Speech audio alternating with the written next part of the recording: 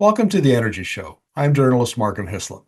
The working title for today's show is Watch Out, Alberta, Here Comes the Republican Party. My guest is Deidre Mitchell-MacLean, a longtime political observer in Alberta. She calls herself a snark analyst and a host of the Women of ABpoli podcast. We're going to be discussing the recent creation of the Republican Party of Alberta, which is dedicated to the separation of Alberta from the rest of Canada. Are these new Republicans a threat to Premier Danielle Smith's United Conservative Party if they split the rural Conservative vote in 2027 and enable the NDP to run up the middle to victory? Might they weaken Smith's hand with the federal government as she tries to use the threat of Alberta separatism to force oil and gas policy concessions from new Liberal Minister Mark Carney? I followed Deirdre's work for a long time, and I'm looking forward to my first interview with her. Well, Deirdre, welcome to the Energy Show. Thank you. I'm glad to be here. Well, this is we've done some pieces in the last couple of weeks about separation and independence and all of the angst in Alberta about this. And I wanted to have you on because I read your Substack. And by the way, viewers, if you can find Deirdre on the Substack, you should support her and read her stuff. If you're interested in Alberta politics, it's very good. That's why I wanted to have you on because I think you have some important insights here into what's going on.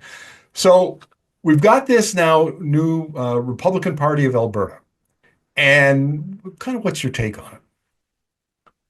I mean, this has been started and ongoing for a century, essentially. This is the conservative parties will get together and then they will split up and then they will get together and they'll split up again.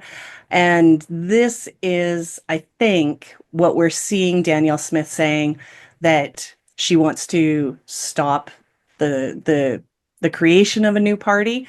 And it's not really the creation that she's trying to stop. She's trying to stop the movement of the half of her party, sorry, two-thirds of her supporters who will go somewhere else if she can't deliver what they want.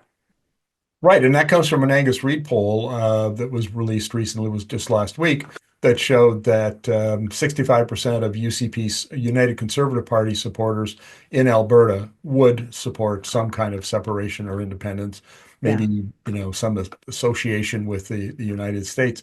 So we've got this Republican Party of Alberta. One of the points that you made in when before we came on the air was it's kind of the same cast of characters that's been at Yeah. this for a while.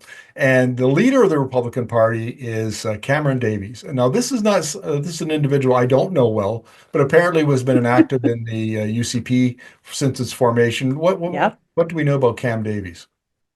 So Cam Davies actually began with the Wild Rose Party. So 2000 and 11, that area. The Wild Rose Party, of course, began as the Alberta Alliance Party. And I believe it was the Alliance Party that Danielle Smith actually became leader of. Then they changed it to the Wild Rose. So Cam Davies comes from that era of the Wild Rose Party. And when Jason Kenney came into Alberta in 2000 or 2016 to unite, I think it was Unite Alberta. We all referred to it as Unite the Right. Maybe it was Unite the Right. I forget now which one was ours and which was theirs. But I think it was Unite Alberta. And so when he came in 2016, the goal was to do the exact same thing that Stephen Harper had done federally, which was merge the further right party with the progressive conservatives. And just like what happened with Stephen Harper's Conservative Party of Canada, it was the further right that was actually taking over the party. So we saw that with Jason Kenney's desire to merge those parties. And Cam Davies came in as a co-campaign chair for Jeff Callaway in the 2017 United Conservative Party leadership race. Jeff Callaway was widely considered to be a stalking horse candidate who was used to draw, I guess, poor comparisons, be able to attack Brian Jean, who had been leader of the Wild Rose Party after Danielle Smith moved to, or sorry, crossed the floor from the Wild Rose to the Progressive Conservatives in 2014. And so Jeff Callaway was seen to be put in place to attack Brian Jean, allow Jason Kenney to, I guess, do his own thing. And Cam Davies was his co-campaign chair. He uh, later made news because he received, oh, I think it's like $20,000-$30,000 worth of fines from Elections Alberta due to some of the issues around Jeff Callaway's campaign. So that's where we know Cam Davies from. He was basically ousted from the UCP. He was persona non grata and really kind of stayed under the radar after that. He recently came back to, I guess, a little bit more public, um, what do I want to call it? Into the public view again when he publicly resigned from the UCP. Right. I want to talk about one more character here that's popped up recently in connection with the Republican Party of Alberta, and then we'll get on to some of the background because we have a viewership in outside of Alberta in the rest of Hmm. Canada and also in the United States. So some of this inside baseball stuff they're not going to get. So we want to put some Right. context around this. But before we do, one of my favorite wingnuts, right-wing wingnuts, is David Parker of the Take Back Alberta. Now, Yes. for those in outside of Alberta, the United Conservative Party was kind of taken over by this grassroots group of, freedom convoy types. The far right, the MAGA types is what I guess you would refer to them in the United States. And David Parker was their leader. And first they took over half of the board of directors of the United Conservative Party, and then they took over the other half. They ousted Jason Kenney as sitting premier in 2022. And David Parker kind of went quiet the last 6 or 8 months. We haven't seen much of him. Hmm. He used to come on and harass me on Twitter all the time and say rude things. He called me unhuman one time. It was my favorite. What is an unhuman? I have no idea. Do I look like I made him, titanium or something at the $6 million? Anyway, it was kind of silly. But the so that's what do we make of Parker now being affiliated or joining the Republican Party of Alberta? So I'll backtrack just a little bit. The reason that David Parker went quiet, uh, 6 to 8 months ago is because he had a falling out with Danielle Smith. So the Take Back Alberta movement was very much behind Danielle Smith's ascension within the United Conservative Party leadership. Right. So they were, quite close. Parker, as you mentioned, has had a few, iffy experiences that he's decided to put on social media. And a few of those are the reason that Danielle Smith had to start moving away from him. So after this public, I guess, public breakup, almost, right? After that, then Parker kind of went quiet, moved to Ontario, just kind of got out of Alberta politics for a bit.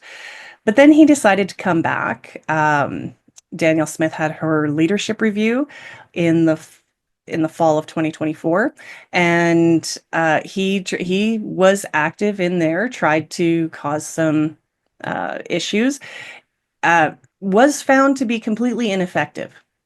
So that was an interesting development, I'm sure, for him as well. And so this, him showing up again under potentially an independence movement, the Republican Party, however we want to call it, that's really not a surprise given some of this background with Danielle Smith. I think it's something that he desires, certainly, and in more independence, this freedom idea that they have, but also it's personal.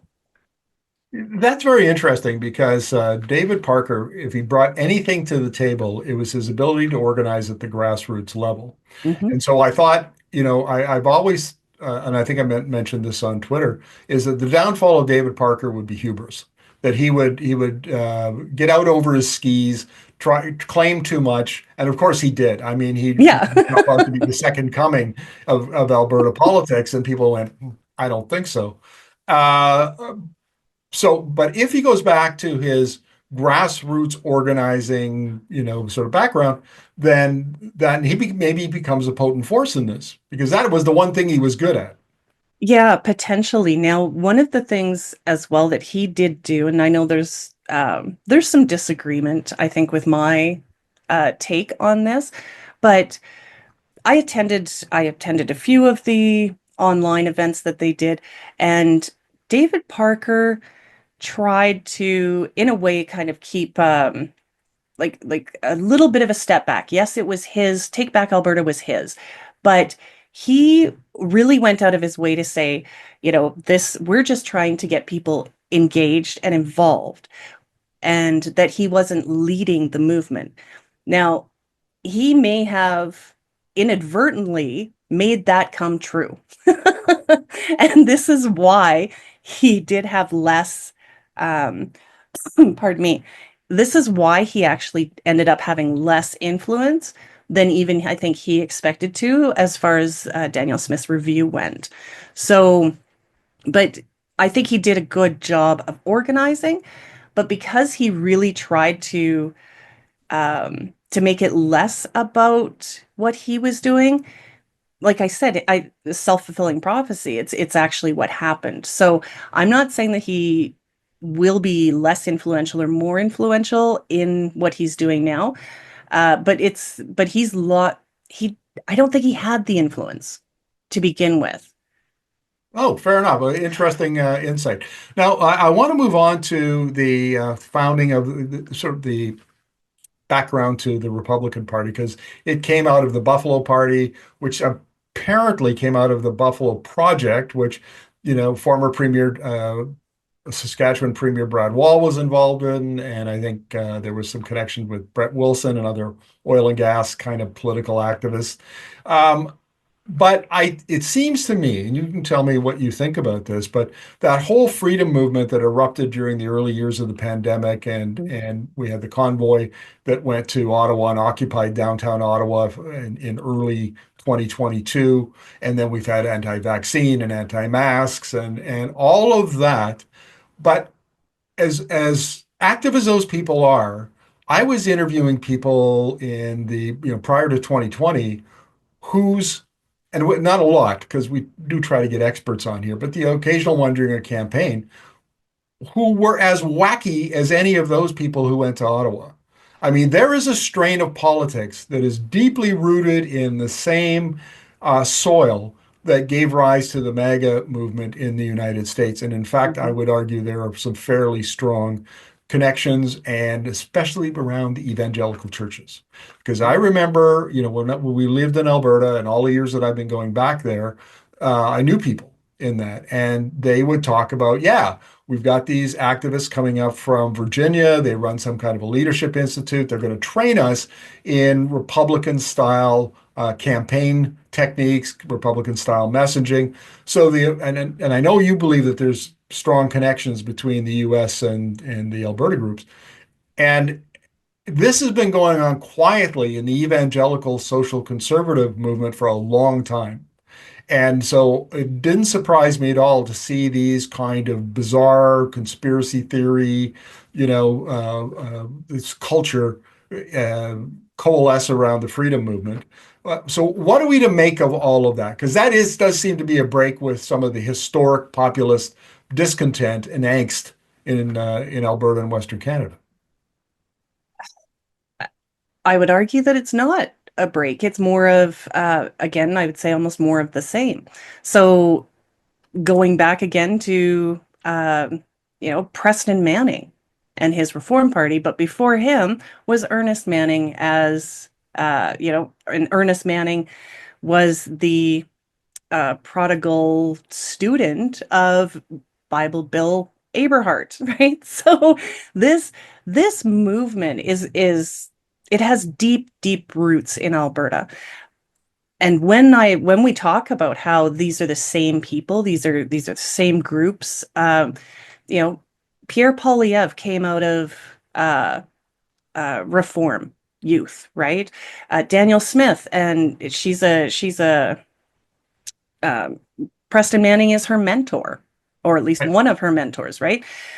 These again, these groups, they're the same people. It's a small group of people, but what they have managed to do is infiltrate more mainstream or moderate conservative parties and be able to influence them in a way that has pushed them further to the right and even taken over the parties, and then they've become leaders. So this is like it's not entirely new, but I would say that the Buffalo Party in particular, you are looking at the Buffalo Declaration, which came out of the pandemic as well. And that was and Michelle Rempel put her name behind that for a bit.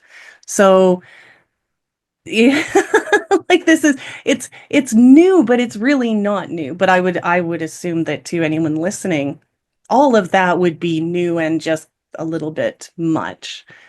But Well, there it is. I spent 25 years in Saskatchewan before moving to Calgary in 2000.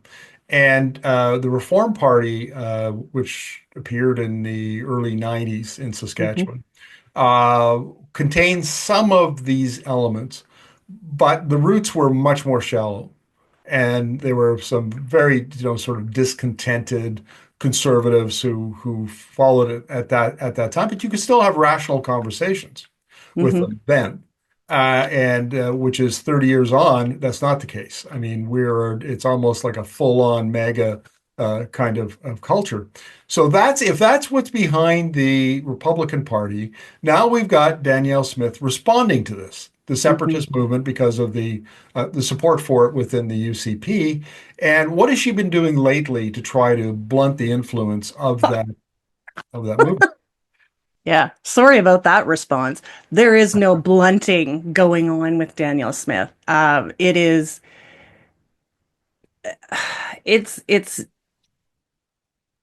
very disconcerting, and I'm being far too politically correct when I say that. It is frightening what, the level of support that she is giving them while turning around and saying, well, no, I don't support this. If she's saying, well, people were saying to her that the number of signatures they needed to get this petition going. Well, it was unreachable. Well, it wouldn't be unreachable for something that was popular. Like that's the point.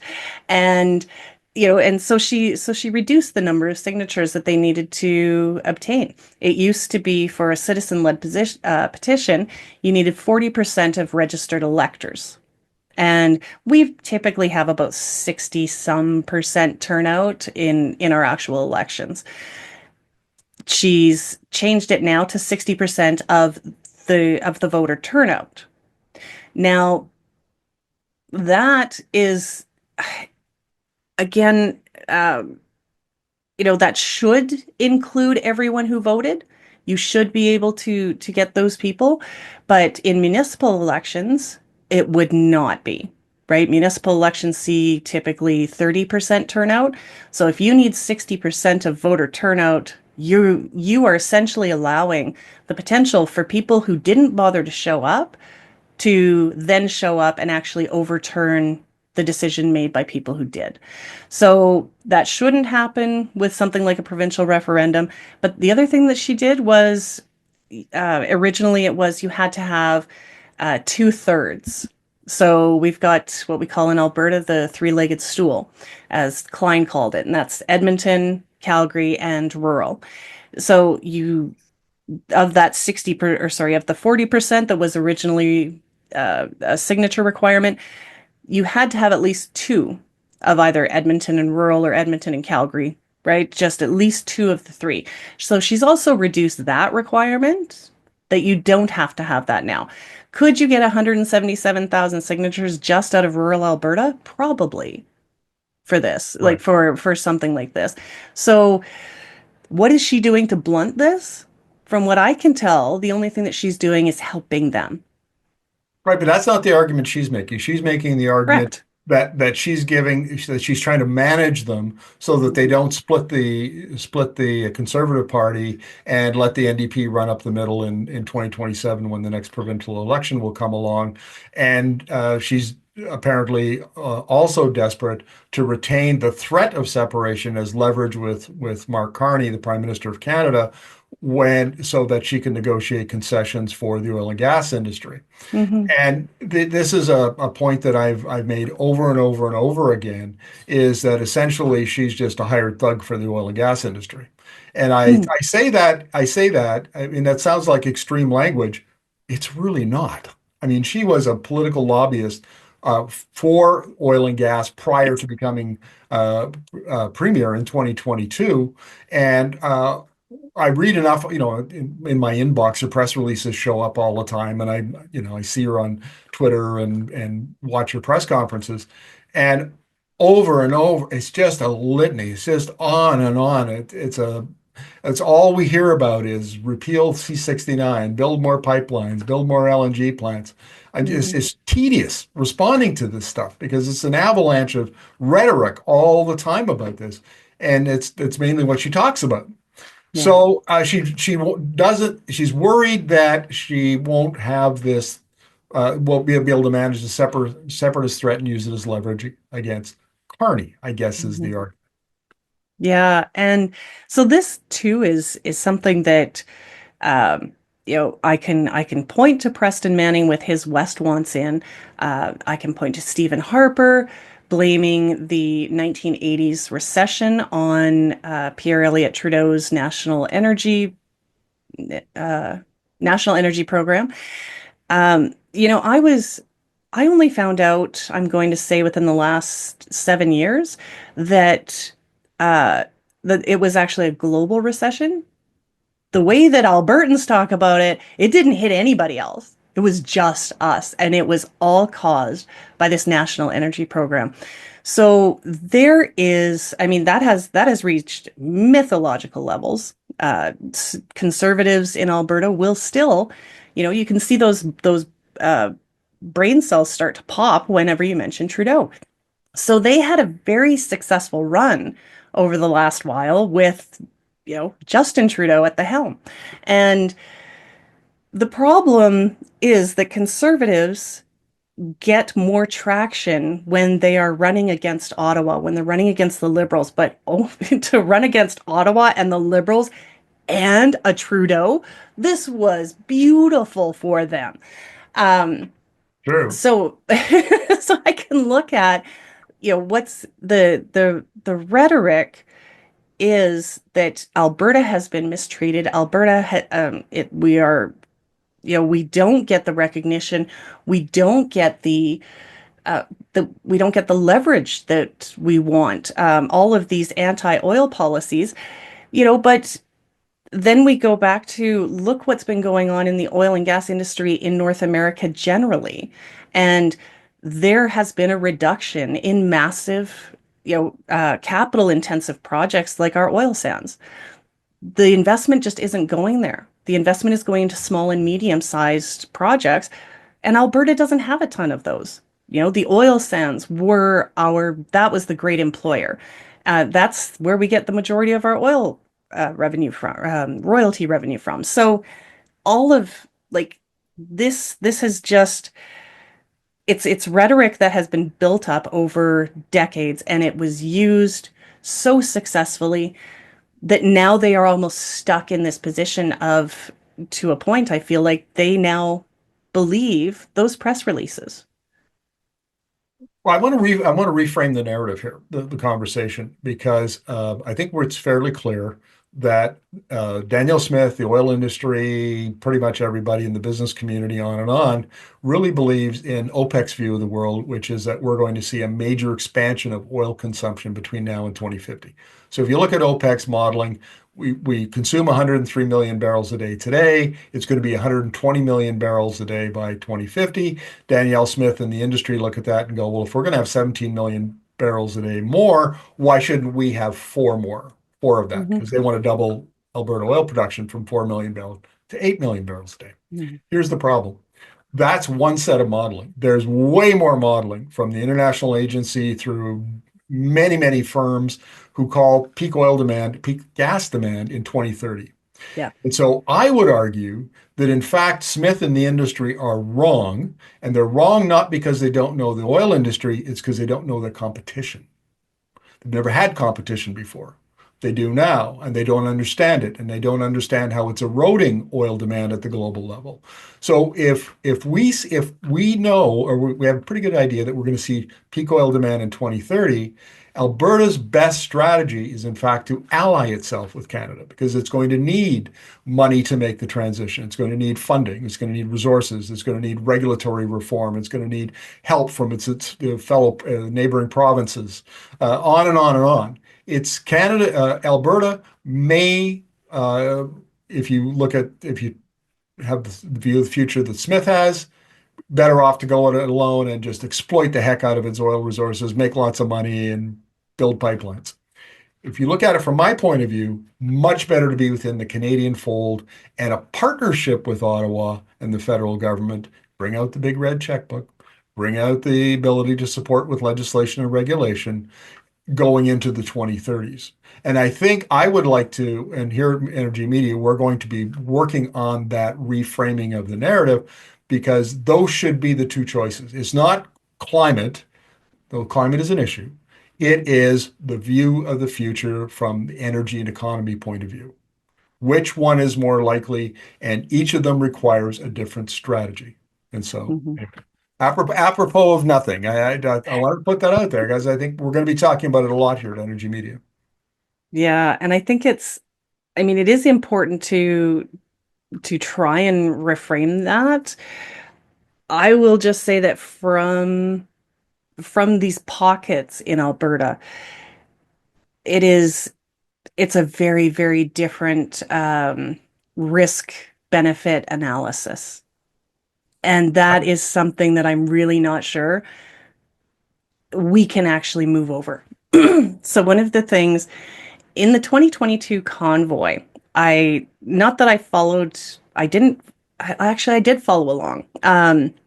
But there were a lot of people during that time who were, on board with this freedom and a little separation from Ottawa type thing.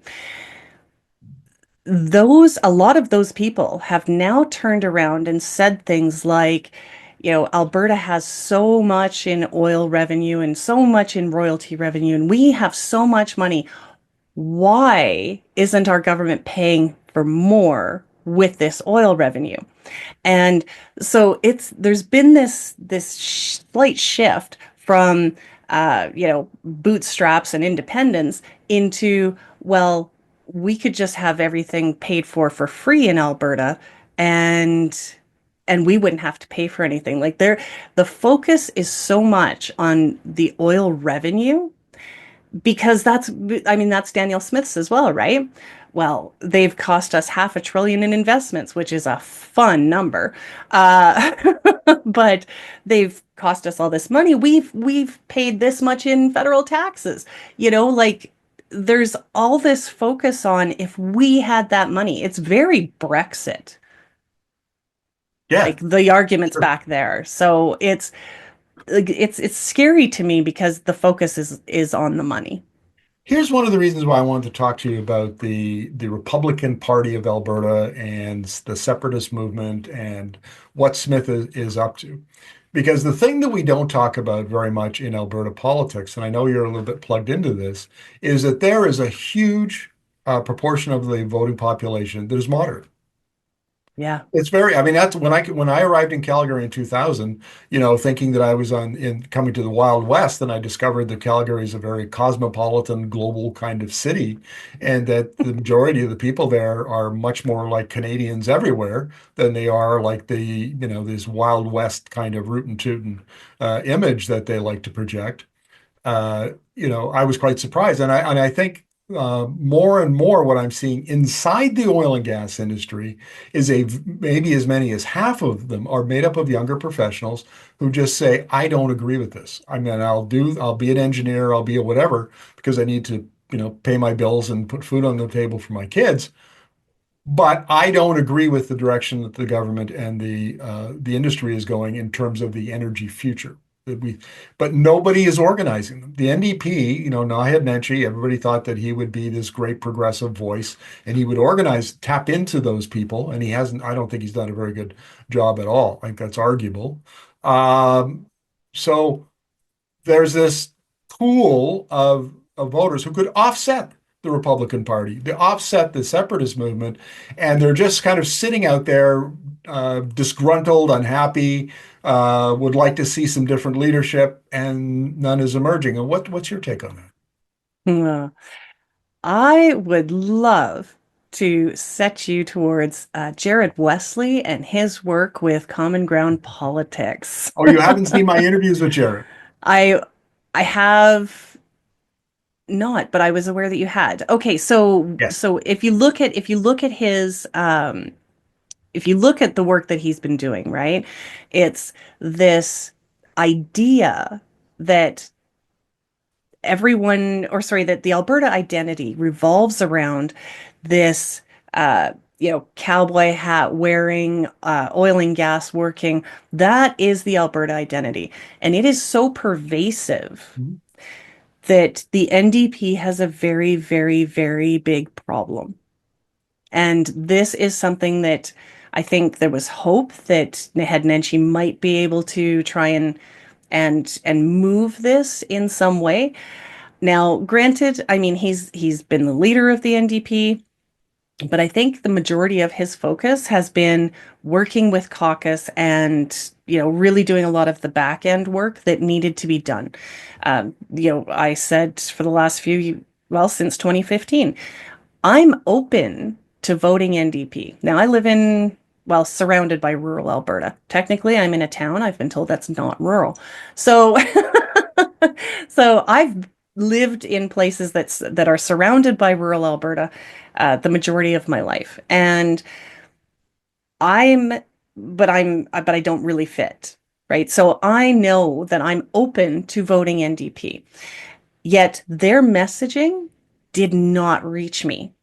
Right. And why, now the thing is, too, I'm also someone who will spend far too much time overthinking things. So I have spent time trying to reflect on why that is. Why is this messaging that should reach me not reaching me? So I'm spending much more time with it than the average Albertan will. They're just going to say they don't, right? They don't reach me. So but this is a problem I think that Jared Wesley's research kind of really taps into, is that this vision that we have of who the majority of Albertans are, number one, isn't. It's not true. A lot of us don't relate to this cowboy rig worker. That's not our identity, but we understand that that is the Alberta identity. So, Sure. the NDP, where you could look at them and say, well, they should be able to do this.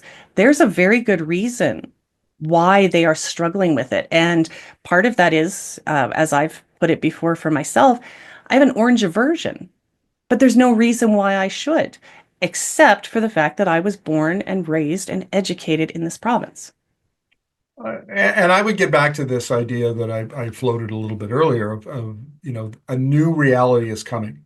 Mhm. It's not here yet. We're not going to see it for another 5, 6, 7 years, according to the data and the trends that we're seeing at the global level. But it's on its way, and we're already seeing early stages of disruption in the global oil industry. Things like Mhm. the super majors are changing their behavior. They're flooding into these fields in Africa, for example, with $30 a barrel break-in because they know decline is coming and they're getting Yeah. ready for it.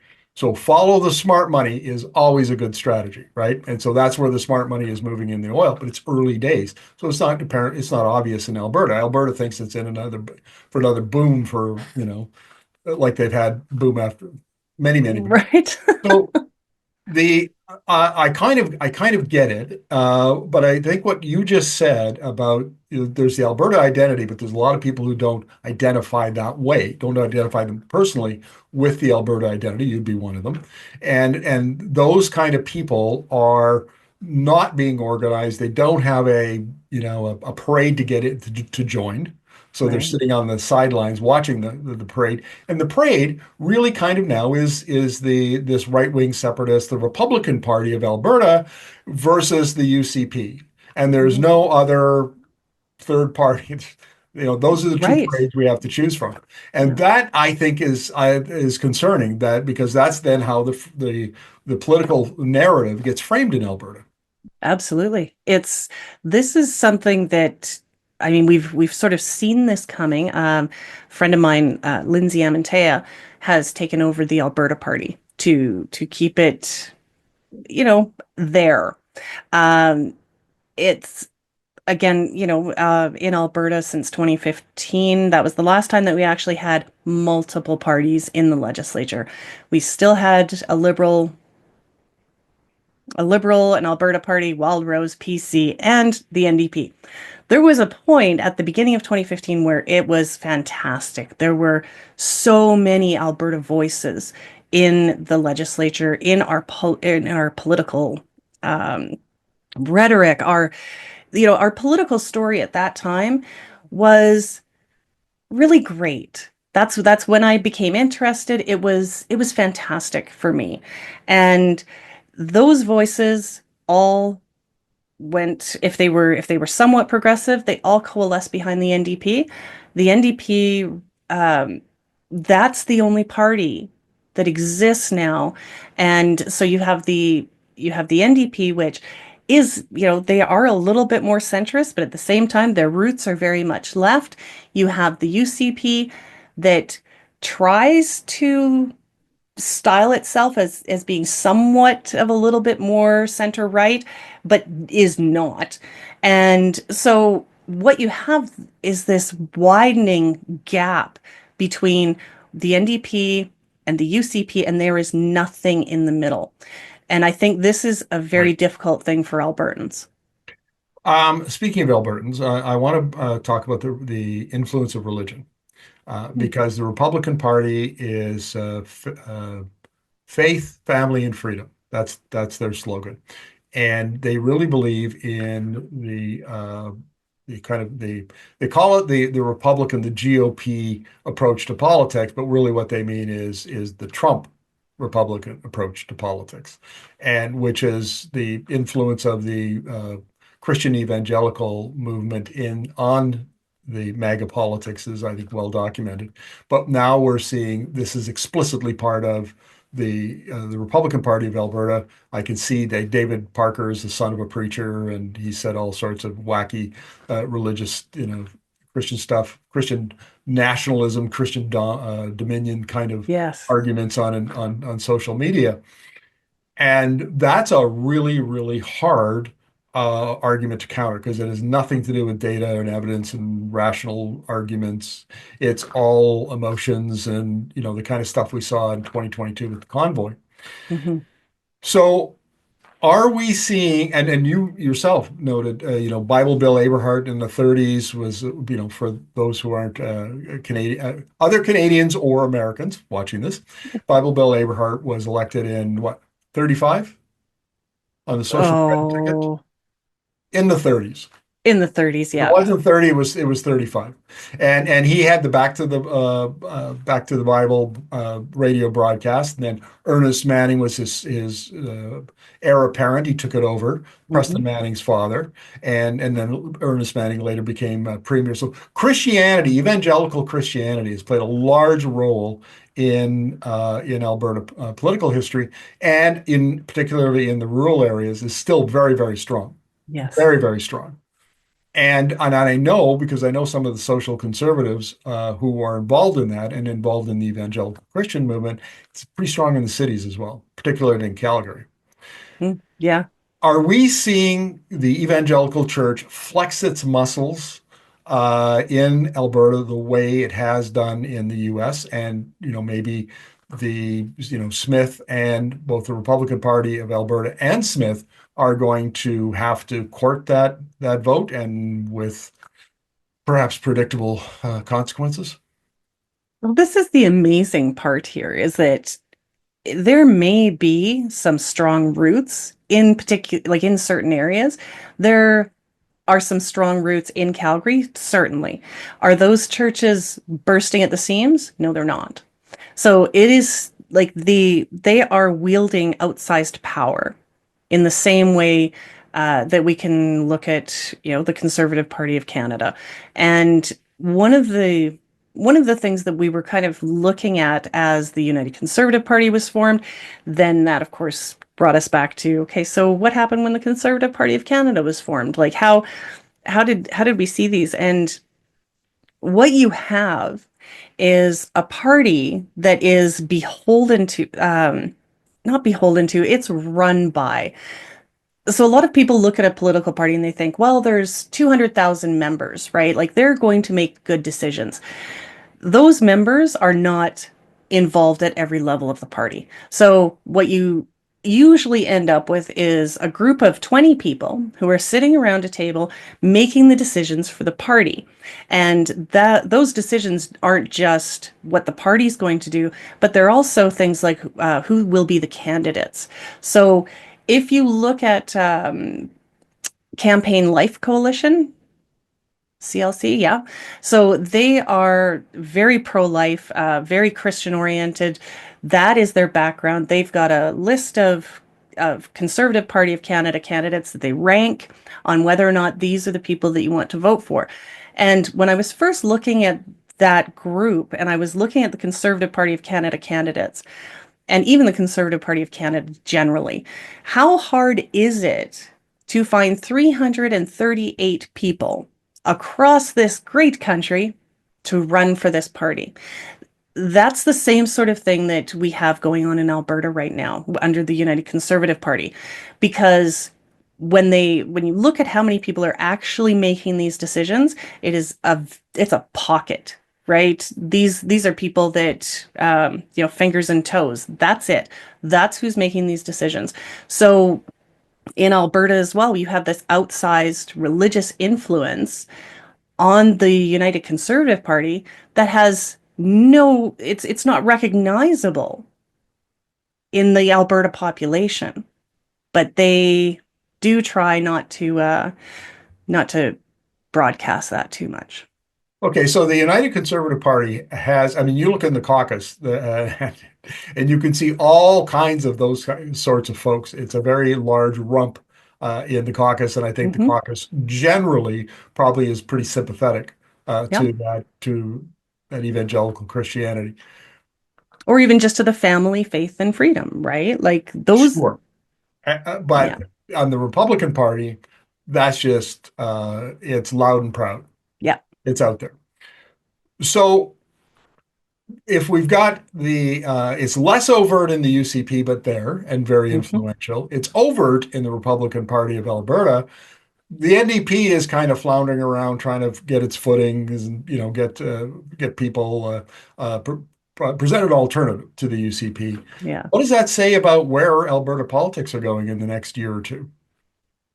I think it's going to remain as polarized as it has been, unless the NDP can figure something out. The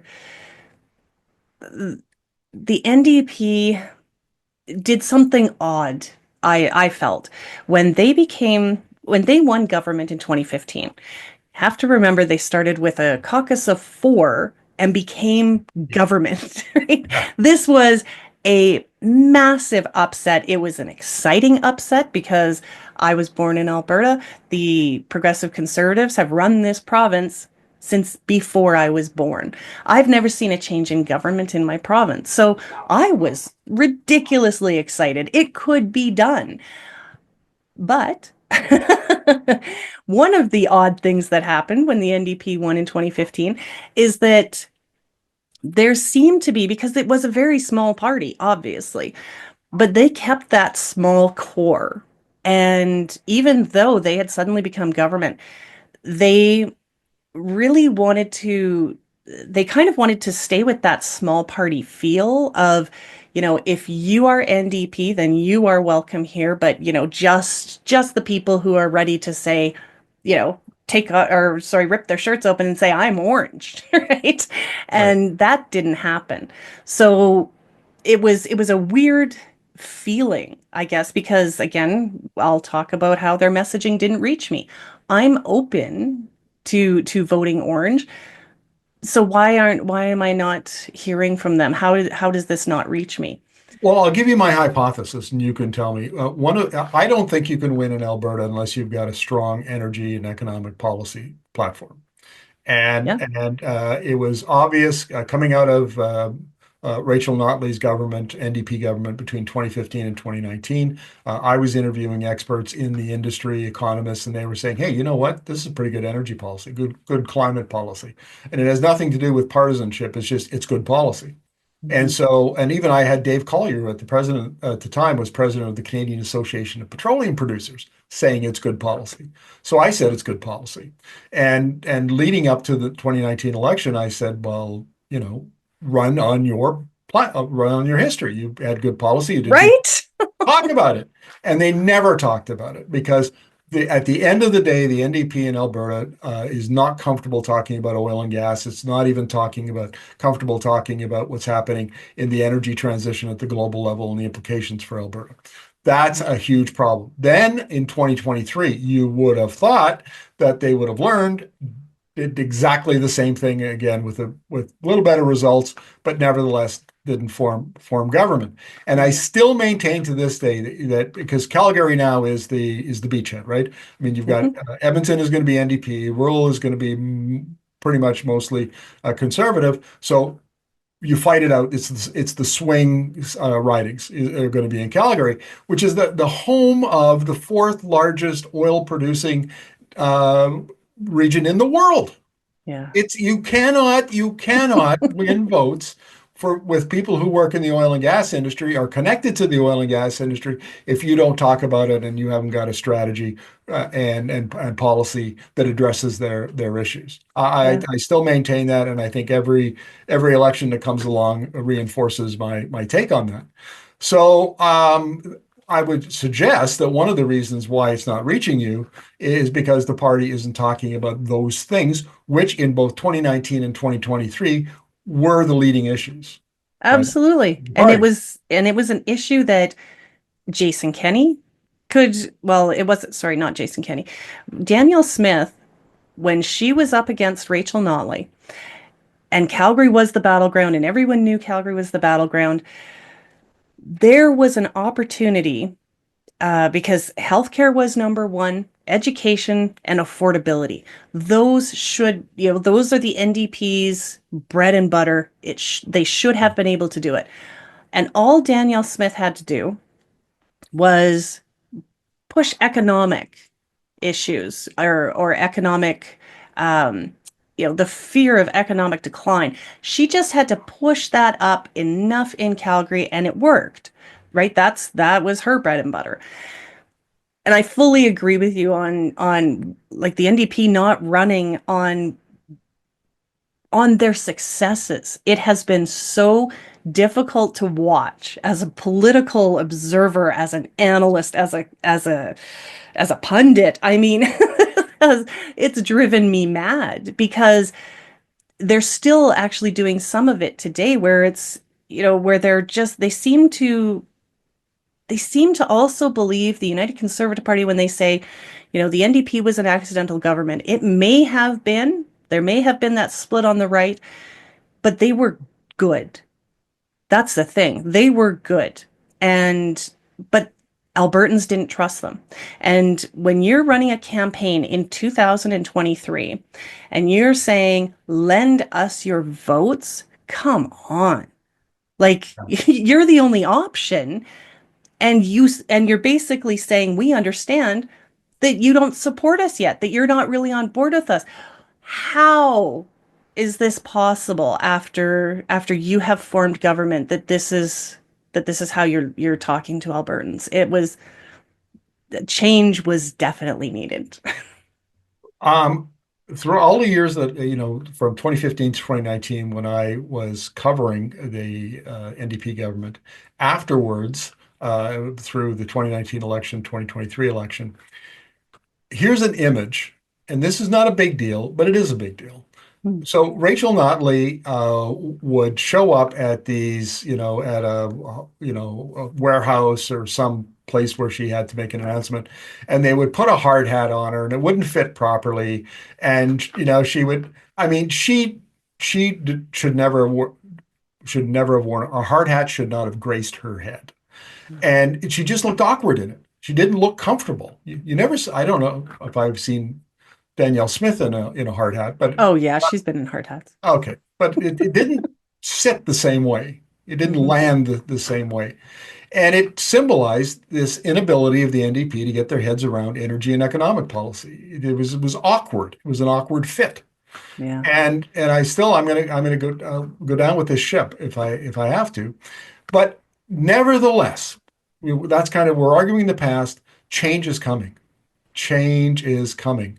And Hmm. so the way we've got this set up now is change is coming at the global level. It's going to affect the Alberta energy industry, the oil and gas industry, the economy.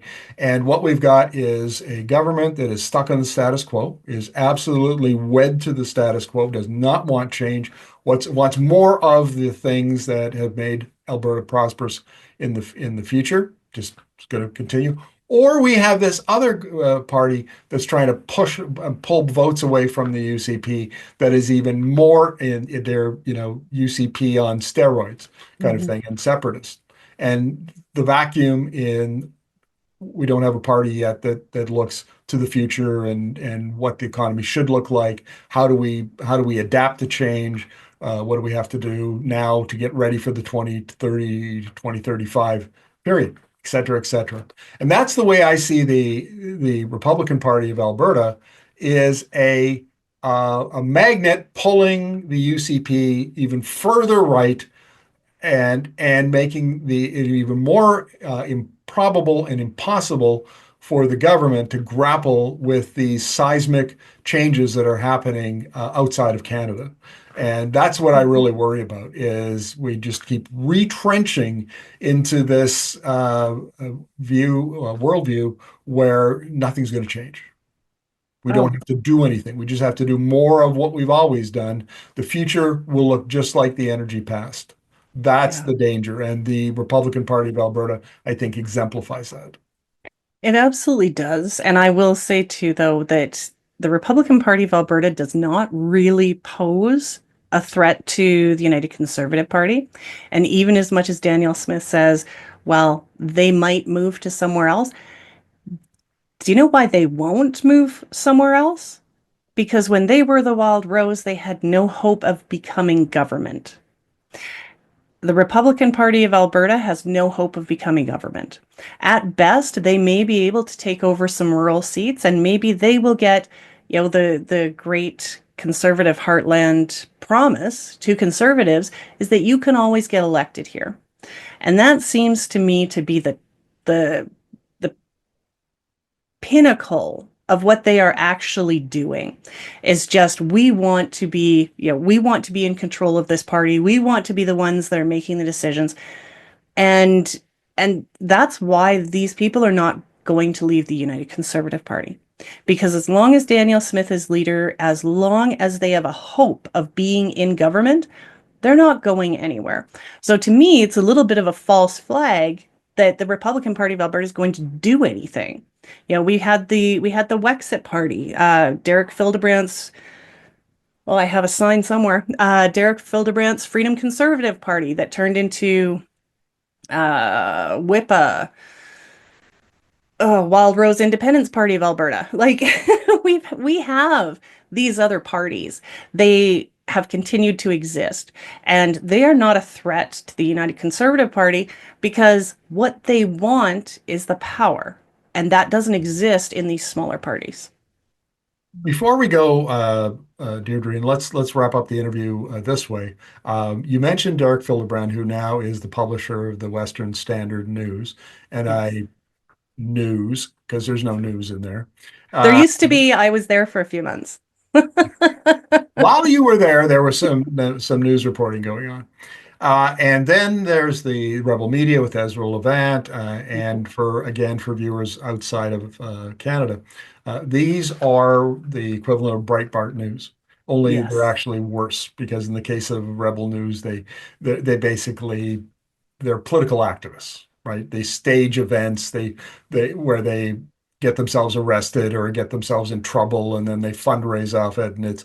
But they support the Republican Party in a big way. They've supported the UCP to a large extent in a big Mhm. way, and they're not alone. There's True North, and there's the Epoch Times, and there's just there's podcasts, and there's this whole right wing alt right media ecosystem around Mhm. Alberta that plays a role. We don't talk about it very much, and I'd be very much interested in your view on it. So yes, this network, and again, you can go back to the Bible, podcasts that or not podcasts, the radio show that Yeah. back then. Like this has again, Alberta has kind of been this breeding ground for this further right movement and for the Western Standard to do as well as it does. I mean, Derek Fildebrandt comes from the Canadian Federation of Taxpayers. That launched out of Saskatchewan. It launched Jason Kenney's career. Again, we start coming back to they're all the same people. But Derek taught me when I was working at the Western Standard, and Derek Fildebrandt used to be my MLA. That's how I knew him, and I was always at the events. We became friends, and that's why I was there. When he taught me a little bit more about how to use language to benefit the lean that I wanted. Well, actually, the lean he wanted, but I understood it. So just simple things like we don't say government investment, we say government spending, and little things like that just really made me pick up more on the language that these groups are using. So that is it's an extremely important part of their ability to reach Albertans is that they use the same language. This is the same sort of language that Danielle Smith uses, that they use when they're talking with their, liberals in Ottawa and all of these things. And I will tell you, when Jason Kenney was in the Harper government and Alberta was trying to get this pipeline through BC. And we had Northern Gateway, we had the Trans Mountain expansion. Those were projects that were alive and well, or at least trying to be alive and well, under Stephen Harper's government. They wouldn't push it through because they didn't want to risk losing seats in BC. They didn't want to risk being difficult for or making it difficult for Christy Clark, who was premier in BC at that point. And Jason Kenney in 2014 said that no project is a national priority. And Justin Trudeau had to make the Trans Mountain expansion a project that was, quote, in the national interest Mhm. to do it. That needed to be done. Albertans are still looking at the Conservative Party of Canada and saying, well, they're going to be the ones that actually do what we want. We know for a fact that they won't. So this does bolster the separatist movement a little bit, but as long as their only path to power exists within the Conservative Party of Canada and the United Conservative Party of Alberta, um, they're not going anywhere. They're You're they're not, staying. you're not worried that the Republican Party of Alberta will peel off enough votes from the UCP in certain ridings to split the vote and allow the NDP to run up the middle and maybe form government in 27? Worried would be the wrong thing for me to say because of course I would be all right with that if that happened. So it's not something that I personally have to worry about, but I look at, like I said, I look at the Wexit movement, I look at the Wild Rose Independence Party of Alberta. They have not been able to get that foothold because Danielle Smith is going to do what she can to keep them in the fold as long as I'm sure they would love for it to work. Derek Fildebrandt wanted his Freedom Conservative Party to work too. right? They want this to happen, but there just isn't enough movement. And that is always going to be, like you said, that the NDP might come up the middle. That's going to keep people voting UCP. So I don't really think that it's as much of a threat as what Danielle Smith is saying that it is. I mean, how long did it take for the Wild Rose to form? I mean, they only came up in the 2000s. So, Peter Lougheed had the province for 30 years first. This is not something that is going to affect Danielle Smith in 2027 or even tomorrow. Does she want to make it so it keeps, Danielle Smith likes to be the center of attention. And this is getting her a lot of attention. So Can't I argue think with it works that. for her. Yeah, Can't argue with that. Well, look, Deirdre, thank you very much for this. I really appreciate you taking time out on a Sunday morning, I might add, to talk to me about Alberta politics. We'll have you back because this is not going away. absolutely. No, this has been great. Thanks so much, Markham. And thank you very much. Thanks for watching the show. We are on a mission to reach Thank you, ma'am. 10,000 subscribers and over 1 million views. If you're enjoying the content, give us a thumbs up, share your thoughts in the comments, and subscribe to our channel. Thanks for being part of our community.